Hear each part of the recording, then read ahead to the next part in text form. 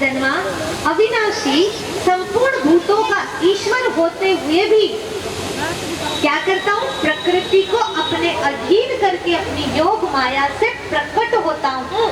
सबके सामने मैं प्रत्यक्ष नहीं होता हूँ, मनुष्य देह में आकर के अपना काम करता हूँ।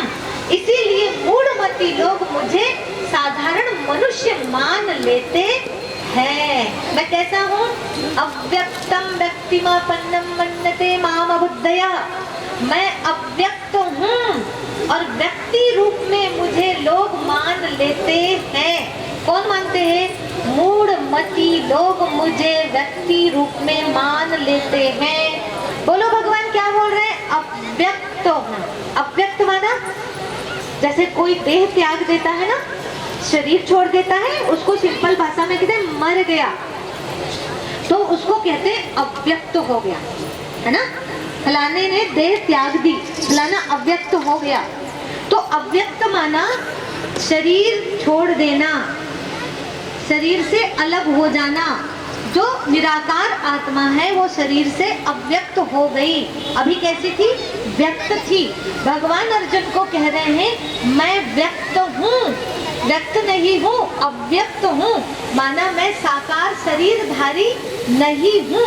मैं कैसा हूँ, अव्यक्त माना आत्मा निकल के गई, वो साकार है कि निराकार है, कैसी है, आत्मा निराकार है ना। तो अव्यक्त माना मैं निराकार हूँ। अच्छा, मैं आपको ये सब बात इसलिए बता रही हूँ कि आप सबको, हम सबको, चाहे रामायण पढ़ो, चाहे शिव पुराण पढ़ो, चाहे दैवी पुराण पढ़ो, चाहे भागवत कथा पढ़ो, चाहे गीता पढ़ो, कुछ भी पढ़ो, लास्ट में रिजल्ट वो निकालनी चाहिए जो सब एक ही बात को स्पष्ट करे। सब में एक ही बात है, पर उसको समझना होगा हम लोगों को, ठीक है। अब एक मत जब तक नहीं होंगे तब तक हम विश्व को, भारत को विश्व गुरु नहीं बना पाएंगे और इस धरा को स्वर्ग नहीं बना पाएंगे। लड़ते ही झगड़ते रहेंगे। स्वर्ग बनाने वाला क्या होता है, जहाँ पर आपस में लड़ाई झगड़े ना हो। और लड़ाई झगड़े कहाँ नहीं होते, जहाँ पर एक मत होते हैं। और एक मत कब होंगे, ये श्रीमद् भगवद गीता ही हमें एक मत करने के लिए है, और बाकी सब वेद पुराण भी हमें एक मत करने के लिए है। बस शर्त है हमें इनको पढ़ते आना चाहिए, समझते आना चाहिए। तो चलिए क्या कह रहे हैं भगवान, भगवान अर्जुन को कहते हैं, अर्जुन तुझे मुझे अगर देखना है मेरे असली स्वरूप को, तो तुझे ये आंखें काम नहीं पड़ेंगी। मैं हूँ निराकार, चर्म चक्षु से न दिखता हूँ, कहीं से आरंभ ना ही कहीं पर समाप्त हूँ। ये भगवान कह रहे गीता में, मैं हूँ निराकार, चर्म चक्षु से न दिखता हूँ, ठीक है। तो कहते हैं ना तुमाम सत्य से दृश्यम अननेव स्वचक्षुषा दिव्यम ददामि ते चक्षु पश्य में योगमेश्वरम। मैं तुझे दिव्य चक्षु देता हूँ, तू इन अपनी आंखों से मुझे देखने में समर्थ नहीं है। इसीलिए हे अर्जुन, ले दिव्य चक्षु ले और तू इसके माध्यम से देख। अब कल मैंने बता दिया इसलिए शॉर्ट में जल्दी कर रही हूँ, कुछ नए लोग हैं इसलिए। अब चलिए, तो जैसे दिव्य दृष्टि देते हैं उसी समय ये साक्षात्कार करने के लिए बिल्कुल रेडी है अर्जुन। और क्या साक्षात्कार कराते हैं, जैसे विराट रूप का दर्शन कराया, उस विराट रूप में क्या क्या देखा। तो देखो उस विराट रूप में जो हम देखते हैं, एक तो ब्रह्मा विष्णु महेश का भी मुखड़ा दिखाई देता है उसमें, और ऋषि मुनि देवता मनुष्यों के भी चेहरे दिखाई देते हैं उसमें, दिखाई देते हैं ना। देवता माना जो दाढ़ी मूछे वाले नहीं है, और मनुष्य माना तो जो दाढ़ी मूछे वाले भी है वहाँ पर, और ऋषि मुनि भी दिखाई देते हैं, ब्रह्मा विष्णु महेश जैसे देवता गण भी दिखाई देते हैं वहाँ पर। तो ये है क्या, एक ही शरीर है। अब आप थोड़ा अलर्ट हो जाइए, बहुत गहरी बात करने जा रहे हैं। अब कोई भी बातें आपस में नहीं करेंगे, है ना। तो देखिए क्या कह रहे हैं, एक शरीर है कृष्णा का, और एक शरीर में मुखड़े कितने सारे हैं, और वहां पर अर्जुन सामने से देख करके भयानक स्वरूप देख रहे हैं। तो वो स्वरूप देखते हुए डर जाते हैं और कहते हैं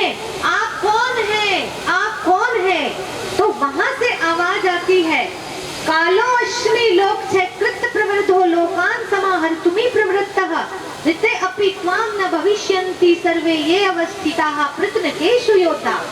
यानी स्वयं भगवान अपने मुख से अपना ही वर्णन कर रहे हैं, मैं महाकाल हूँ अर्जुन और इन सब को खाने के लिए प्रवृत्त हुआ हूँ। ये प्रतिपक्षी सेना जो खड़ी है ना, इनको खाने के लिए ही मैं आया हूँ और तुम नहीं भी मारोगे इन्हें तो मेरे द्वारा ये मारे जा चुकी है। और देख कैसे काल के मुंह में जा रहे हैं सारे कर्णम च भीष्मम च द्रोणम च जयद्रथम, माना ये जितने महारथी हैं ये सब देख कैसे काल के मुंह में जा रहे हैं। इसलिए उठ युद्ध कर तो तू विजयी बनेगा। जब इस तरह की बात करते हैं तो वहां पर भगवान स्वयं कह रहे मैं महाकाल हूँ। और संजय ने दर्शन किया तो संजय ने साक्षात्कार किया तो कहा दिवी सूर्य सहस्त्रस्य भवेत युगपत् उत्थितः। 1000 सूर्य के उदित होने पर जितना प्रकाश होता है मैंने उससे भी कहीं अधिक प्रकाश उस परमात्मा का देखा।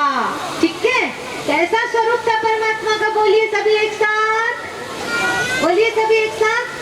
प्रकाश स्वरूप था। श्रीमद् भगवद गीता के अनुसार स्वयं भगवान ने जो स्वरूप दिखाया वो 1000 सूर्य के समान तेजो में प्रकाश स्वरूप दिखाया। और इसीलिए कहा कविम पुराणम अनुशासितारम अनोरणीयम समरुष्मरुद्धा सर्वस्व धातारम चिंत्य रूपम आदित्य वर्णम तमसा परस्तार, कि मैं सूक्ष्म से भी अति सूक्ष्म प्रकाश स्वरूप हूँ, ज्योति स्वरूप हूँ, मैं अजन्मा हूँ, अभोक्ता हूँ, अयोनिज हूँ, अशरीरी हूँ, अकाय हूँ, जन्म मरण रहित हूँ। अब जब ऐसी बात करते हैं यानी श्रीमद् भगवद गीता हमें समझाने की कोशिश कर रही, भगवान समझाने की कोशिश कर रहे हैं मेरा असली रूप कैसा है, इन आंखों से दिखाई नहीं देता। और इन आंखों से दिखाई क्या नहीं देता है? साकार की निराकार, साकार की निराकार।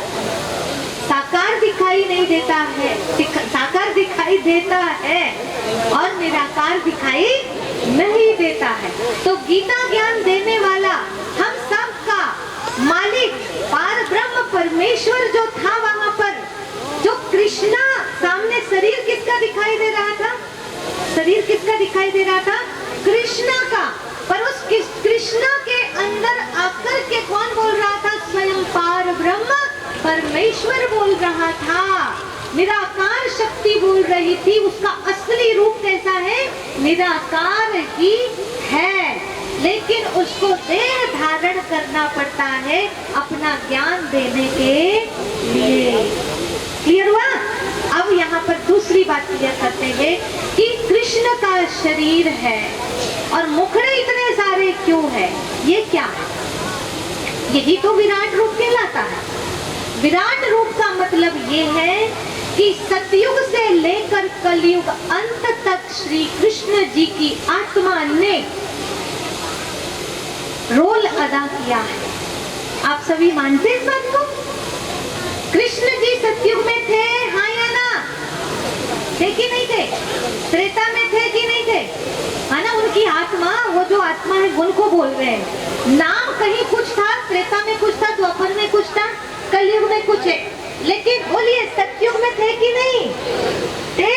त्रेता में थे, द्वापर में और कलयुग में है? किधर है तो होंगे ना यहाँ भी। तो कृष्ण जी का विराट रूप है वो, और वहां पर आकर जो बोल रहे थे वो महाकाल थे।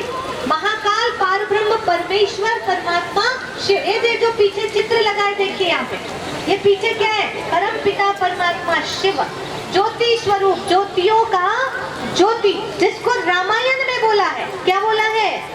बिनु पद चले सुने बिनु काना, कर बिनु करम करई विधि नाना, आनन रहित सकल रस भोगी, बिनु बानी बक्तावड़ जोगी। बिना हाथ पांव के चलता है, बोलता है, हर कर्म करता है, वही परमात्मा है जो निराकार है। क्या कहते हैं? हाथ नहीं, पांव नहीं, रूप नहीं, रेखा। हम मानुष की क्या बात करें, उस राम ने भी नहीं देखा। कौन से राम ने? दशरथ पुत्र राम ने भी उन्हें इन आंखों से नहीं देखा। किसको नहीं देखा? जिसके हाथ नहीं, पांव नहीं, रूप नहीं देखा, उसको नहीं देखा राम ने भी। तो उस राम ने जो महिमा की है पता है आपको? रामायण के राम जी ने जो महिमा की है वो कौन सी महिमा की है? बहुत सुंदर महिमा, जिसको हम रुद्राष्टकम के नाम से जानते हैं। रुद्राष्टकम, रावण का रुद्राष्टकम अलग है, श्री राम का रुद्राष्टकम अलग है।